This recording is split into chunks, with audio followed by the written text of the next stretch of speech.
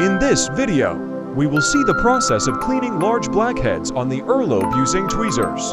First, the area around. The blackhead is gently cleaned using a cotton swab, soaked in alcohol to ensure cleanliness and avoid infection. Next, sterile tweezers are used to carefully remove the blackhead. With a steady hand, clamp the tweezers around the blackhead. Then the blackhead is gently pulled out of the skin pore. This process is carried out very carefully to avoid pain and damage to the skin. During the cleansing process, we can clearly see how these large blackheads slowly fall off the skin, leaving behind cleaner pores. After the blackheads have been successfully removed, the area is cleaned again and antiseptic is applied to prevent infection. Cleaning blackheads done the right way can help maintain healthy skin and prevent other skin problems in the future.